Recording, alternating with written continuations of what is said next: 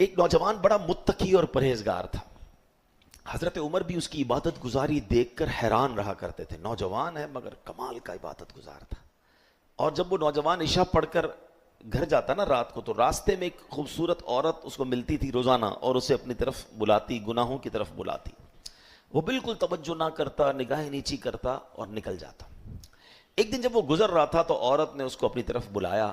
اب نوجوان کا دل بھی مائل ہو گیا. شیطان تھا نا، اس نے حملہ کیا اس پر. جیسے ہی وہ عورت کے قریب پہنچا اسے اللہ کا یہ فرمان یاد آیا.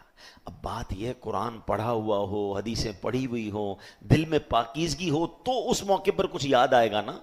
جو پڑھائی صبح سے شام تک بری صحبتوں میں ہے، فلمیں، ڈرامے، گانے باجے، شراب کی محفلیں، اس کو کیسے یاد آئے گا؟ یہ نوجوان نیک تھا، چلا گیا گناہ کی طرف. کیا یاد آیا کہ اللہ قرآن میں فرماتا ہے بے شک پرہیزگاروں کو جب شیطان کی طرف سے کوئی خیال آتا ہے تو وہ فوراً حکم خدا یاد کرتے ہیں، پھر اسی وقت ان کی آنکھیں کھل جاتی ہیں. شیطان حملہ کر بھی دینا نیک پر، اگر واقعی پرہیزگار ہے تو اللہ کا حکم یاد آ جائے گا اسے اور وہ بچ جائے گا. اب اس بندے کو جب یہ یاد آیا کہ میں کیا کرنے لگا تھا، میں تو چل پڑا تھا گناہ کی طرف، اس پر ایسا اللہ پاک کا خوف غالب ہوا کہ وہ بے ہوش ہو گیا، زمین پر گر گیا. اتنا خوف. جب بہت دیر تک گھر نہیں پہنچا تو اس کا بوڑھا والد تلاش کرنے کے لیے نکلا تو دیکھا کہ نوجوان تو کہیں بے ہوش پڑا ہے. اسے اٹھایا، اس کو ہوش آیا. نوجوان سے پوچھا کیا معاملہ ہوا تھا، کیسے بے ہوش ہو گئے؟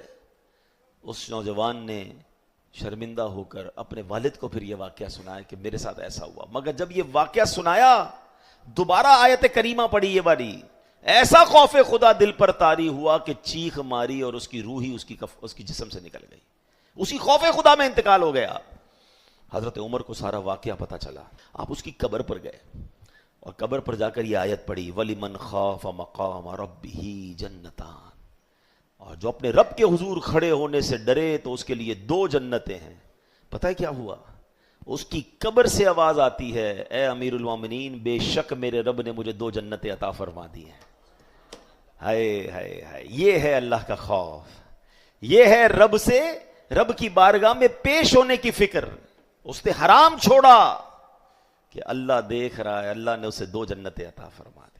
ادھر تو ڈھونڈ ڈھونڈ کے حرام کرنا ہے، ادھر تو تلاش کرتے ہیں لوگ کہ بتاؤ کدھر کون سا حرام کام ہو رہا ہے، کون سے ملک میں آسان ہے، کون سے علاقے میں آسان ہے. اگر یہ ویڈیو پسند آئے اس کو آپ ضرور شیئر اور لائک اور فالو سبسکرائب کیجیے گا، زیادہ سے زیادہ ثواب کی نیت سے کہ لوگوں تک پہنچے.